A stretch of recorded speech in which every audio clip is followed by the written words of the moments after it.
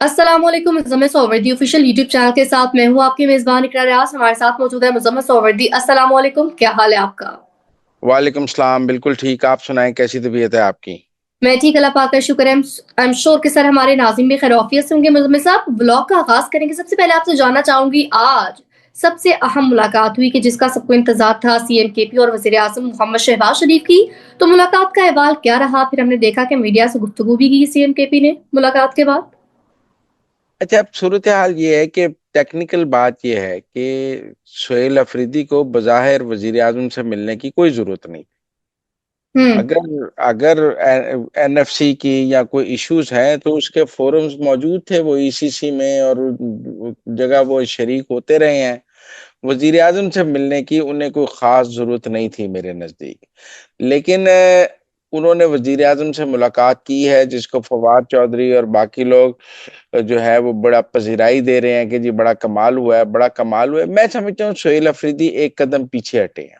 बेशक उन्होंने बाहर निकल के ये कहा है कि अगर मेरी सरकारी जरूरत ना होती तो मैं कभी ना मिलता। भाई ना मिलते, सरकारी जरूरत ना, क्या है आपके एनएफसी से आपको पैसे आ रहे हैं, आप ना मिलते। आप तो नहीं उनको वजीर आजम मानते, तो आप क्यों मिलते? जुनेद अकबर ने कहा है ना कि जी वो वजीर आजम हम नहीं मानते हैं उन्हें। तो जब नहीं मानते तो मुलाकात क्यों की है? मेरे ख्याल में हम्म। सोहेल अफरीदी ने दो कदम पीछे, एक कदम पीछे हटे हैं। जो उनको समझ आई है कि निजाम हुकूमत वो ऐसे नहीं चला सकते। वैसे तो मैं समझता हूँ कि 18वीं तरमीम के बाद वफाक कमजोर है, लेकिन इतना भी कमजोर नहीं है। वहां दहशत गर्दी है, वहां वफाक का ताबन हर लम्हा सोहेल अफरीदी को चाहिए। और ये कि जी उन्होंने दहशतगर्दी की मजम्मत की है और बलूचिस्तान में जो लोग शहीद हुए हैं उनके लिए फातिहा खानी की है, इसको मैं अच्छी बात समझता हूँ। और हम्म। मैं ये समझता हूँ कि ऐसी मुलाकातें होती रहनी चाहिए। लेकिन ये बात अपनी जगह है कि आज जो गंडापुर ग्रुप के लोग हैं वो बार बार ट्वीट कर रहे हैं कि इमरान खान ने तो वफाकी हुकूमत में किसी से भी मुलाकात पर पाबंदी लगाई हुई है कि मेरी इजाजत के बगैर कोई किसी से नहीं मिल सकता। तो ये सोहेल अफरीदी ने इमरान खान की इजाजत के बगैर शहबाज शरीफ से कैसे मुलाकात कर ली? हम्म। लेकिन मैं समझता हूँ कि सोहेल अफरीदी ने अलीमा खान की इजाजत से मुलाकात की है, क्योंकि हम्म। हम ये देख रहे हैं कि जो सोशल मीडिया अलीमा खान के कब्जे में है वो सोहेल अफरीदी को कवर फराम कर रहा है। वो कह रहा है कि जी सोहेल अफरीदी ने मिलकर ठीक किया है, उसका दुरुस्त कदम है। और यही काम गंडापुर ने किया होता तो वो कहते हैं मुक गया है, मुक गया है, मुक गया है। वही काम सोहेल अफरीदी करे तो बड़ा दुरुस्त कदम है। दानिशमंदी का काम किया है उन्होंने, सूबे को चलाना है। क्योंकि अलीमा खान के कब्जे में जो सोशल मीडिया है वो इस वक्त सोहेल अफरीदी के साथ है। तो हमें वो नजर आए ट्वीट सोहेल अफरीदी की डिफेंस में।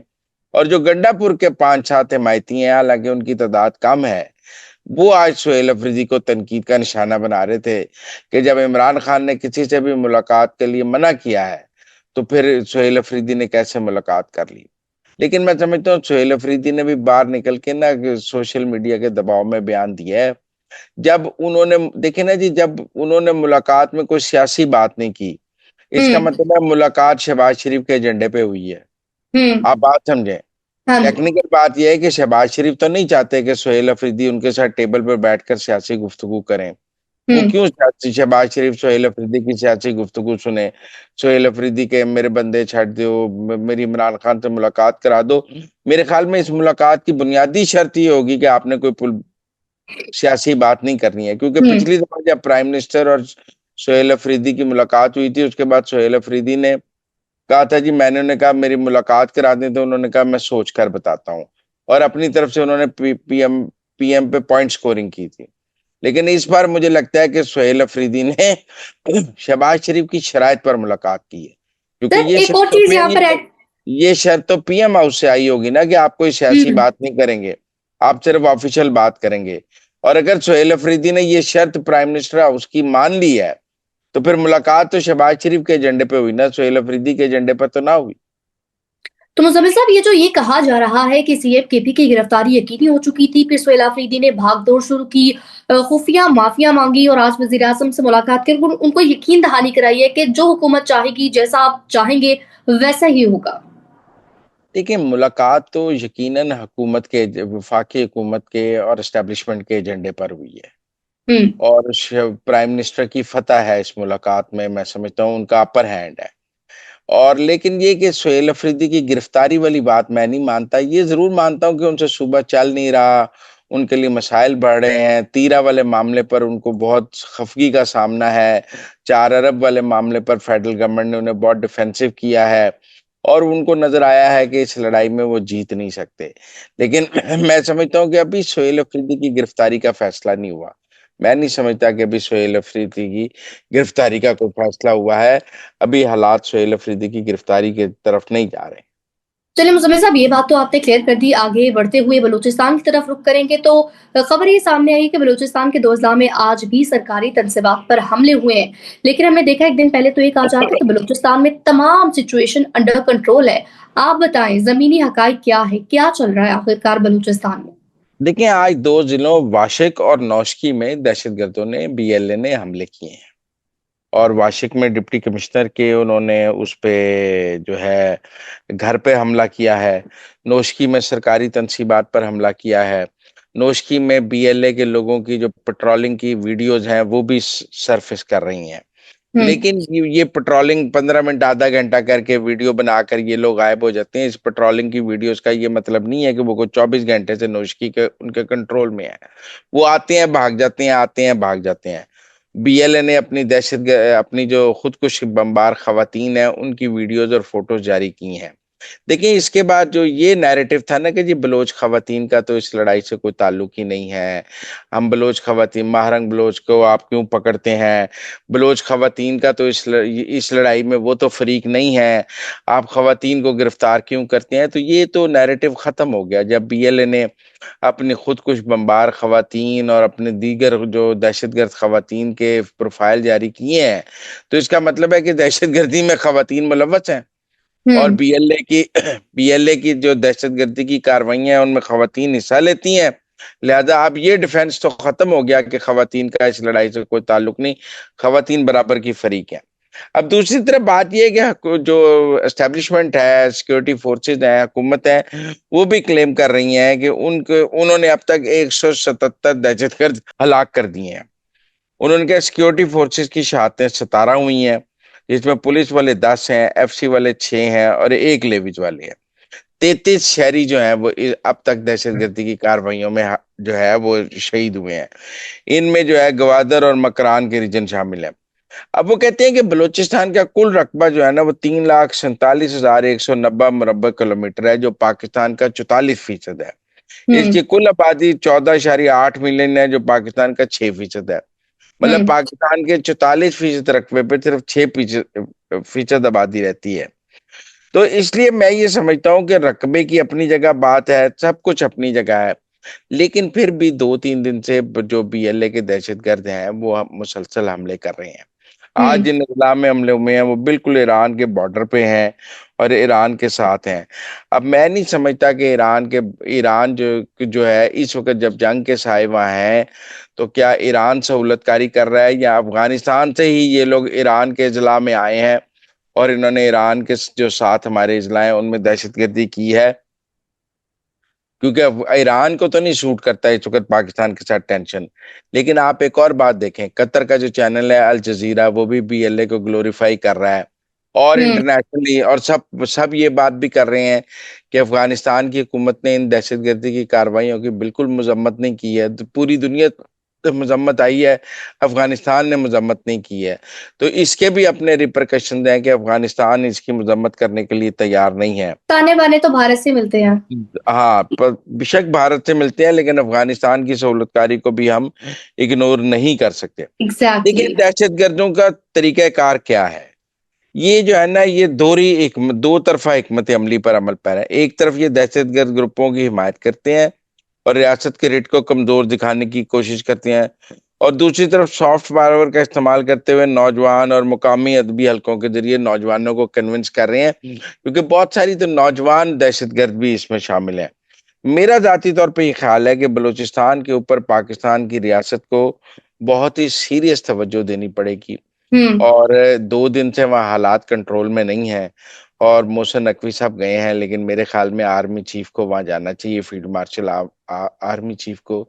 जब तक बलूचिस्तान में अमन ना हो, उन्हें अपना बेसिक हेडक्वार्टर क्वेटा बनाना चाहिए और वहीं पे कोर कमांडर्स कॉन्फ्रेंस होनी चाहिए और सारी तवज्जो बलूचिस्तान पे रखें। अब जो है बलूचिस्तान पे हमने बहुत इग्नोर किया है, मजीद इग्नोर नहीं किया जा सकता। तो मुस्तफिल साहब, अब रुख करेंगे लाहौर हाई कोर्ट का। तो लाहौर हाई कोर्ट में रिट दायर हुई है साद रिजवी की बाजियाबी को लेकर, इस पर आप क्या कमेंट करेंगे? अच्छा, वो जस्टिस फारूक हैदर साहब के पास लगी थी। जस्टिस फारूक हैदर साहब ने ये रिट सुनने से माजरत कर ली है, किसी सरवत बीबी ने ये रिट दायर की है। अब देखें, ये जो साद रिजवी और अनस रिजवी की गुमशुदगी का मामला है, ये अपनी जगह एक पेचीदा मामला है। पिछले दिनों अनस रिजवी के हवाले से ये खबर आई थी कि वो डेरा इस्माइल खां में एक यूनिवर्सिटी के कैंपस में छुपे हुए थे और वहां से बाजियाब हुए और कुछ नामालूम लोग उन्हें ले गए, लेकिन उसके बाद उनकी भी कोई गिरफ्तारी जाहिर नहीं की गई। हम्म। अब क्या वो अब तक गायब हैं? साद रिजवी कहाँ हैं? ये लोग ये मुअम्मा अभी तक हल नहीं हो सका। लेकिन टेक्निकल बात यही है कि बहुत सारे लोगों की ये राय है कि अमूमी राय यही है कि वो भाई लोगों के पास हैं। उनकी हम्म। बाजियाबी की रिट जो है वो किसी शरबत बीबी ने दायर की है, लेकिन वो जज साहब ने सुनने से माजरत कर लिया और वापस चीफ जस्टिस के पास चली गई है। इंटरेस्टिंग रिट होगी कि इसमें देखते हैं आगे जाके रियासत क्या जवाब जमा कराती है। क्या अब साद रिजवी और अनस रिजवी को पेश करने का वक्त हुआ चाहता है? जो हम्म। रिटें होनी शुरू हो गई हैं, वरना इतना अच्छा तो कोई रिट करने की जरूरत भी नहीं कर रहा था। अब जब रिट हुई हुई है तो मुझे लगता है कुछ इशारे हैं कि अब उनको पेश करने की का टाइम हुआ चाहता है। तो मुस्तफिल साहब, पीटीआई के खिलाफ 2022 से जेर इल्तवा फॉरेन फंडिंग केस में अहम पेशरफ्त सामने आई है। दोबारा से सर ये इस पर काम तेज कर दिया गया। तो क्या ये कहा जा सकता है कि पीटीआई को इस मुकदमे में बैन किए जाने के इम्कानात अब रोशन हो रहे हैं? अच्छा, वैसे बैन करने का कोई फायदा नहीं है। मैं कोई इसके इतने हक में नहीं हूँ बैन करने के। जब आपने निशान छीन लिया हुआ है तो समझे बैन ही है ना। आजाद तो उनके उम्मीदवार बाद में भी इलेक्शन लड़ सकेंगे, उस पर आप क्या कर सकेंगे? इस वक्त भी तो वो आजाद इलेक्शन ही लड़ते हैं। वैसे भी उन्होंने ज़िमनी इंतखाबात का बाइकआउट किया हुआ है। मैं नहीं समझता मजीद बैन करने की कोई जरूरत है क्या, और बैन करके कोई ज्यादा फायदा हासिल होगा। मैंने ये खबर देखी है, उसने प्रोसिक्यूटर को कहा है कि एफआईए को कि आपने अभी तक चालान जमा नहीं कराया। एफआईए का मौकफ है कि जिन ममालिक से फंडिंग आई है हमने उन ममालिक को तफसीलात के लिए लिखा है, वहां से जवाब नहीं आया। और ये रूटीन मैटर है। जो बैन अवी म्यूचुअल असिस्टेंस है वो बड़ी स्लो होती है। मुझे अभी भी इस केस में कुछ होता नजर नहीं आ रहा। मेरे ख्याल में इस केस में मजीद अभी कुछ नहीं हो सकता।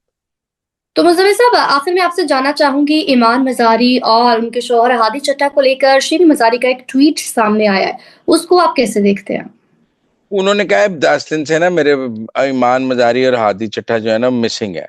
मेरे हम्म। ख्याल में मिसिंग तो नहीं है, वो तो जेल में है। उन्हें कोर्ट ऑर्डर के तहत सजा हुई थी और उस सजा के नतीजे में उनको जेल में ट्रांसफर कर दिया गया और वो जेल में है। अगर शीरी मजारी उनको जेल मिलने नहीं जाना चाहती या रूटीन की जेल मुलाकात नहीं कर रही तो वो उनकी अपनी मर्जी है। लेकिन मेरा ख्याल है कि सबको वो कोई गायब तो नहीं है, उन्हें कोई मेरा मिसिंग पर्सन तो नहीं है ईमान मजारी और हादी चट्टा। मेरे ख्याल हम्म। में सारी तवज्जो रही, इनका ख्याल था कि इंटरनेशनल जो एनजीओज हैं, एम्बेसडर्स हैं और जो हमारे तलकात हैं वो हमें अनटचेबल बना देते हैं। हम्म। और लेकिन देखे ना जी, वो नॉर्वे के एम्बेसडर को लेके सुप्रीम कोर्ट पहुंच गए थे और भी एम्बेसडर्स उनके लिए बयान देते थे। उनका ख्याल था जो हमारी इंटरनेशनल कनेक्टिविटी है ना, वो वो मैं ईमान बचा लेंगे। मुजारिया वो हमें बचा लेगी। लेकिन इस बार रियासत ने हर किस्म का जो प्रेशर है वो ना लेने का फैसला किया और सजा सुना दी। वो हम्म। सजा में आपने बड़ी गलतियां निकाली। अफजल मजोका साहब के ऑर्डर में कोई ईरान वाला पैरा आ गया, वो डिलीट हुआ, जो भी हुआ, लेकिन सजा तो अपने तौर पे कायम है। सजा तो खत्म होगी जब इस्लामाबाद हाईकोर्ट उसको खत्म करेगा। कोई वो एमनेस्टी या इंटरनेशनल एनजीओ की प्रेस रिलीजों से तो सजा ने खत्म नहीं होना। 2-3 दिन इस्लामाबाद हाईकोर्ट की बार ने भी हड़ताल की, वहां काम अब दोबारा शुरू हो गया है। मेरे ख्याल में रियासत ने जो प्रेशर वाले दिन थे वो गुजार लिए हैं।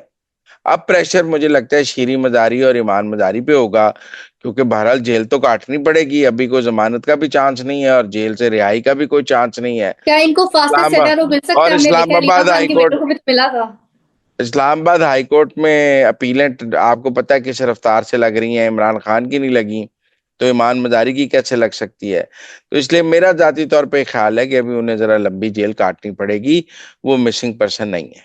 यानी एनआरओ मिलने की उम्मीद नहीं है? अभी तो नहीं कोई चांस मुझे इसमें लगता कोई एनआरओ मिलने का। तो नाज़रीन, अब तक के लिए इतना ही। देखते रहिए Muzammil Suhrawardy official YouTube channel. Like share subscribe जरूर कीजिएगा। फीडबैक से भी आगाह कीजिएगा। अल्लाह ने के बाद।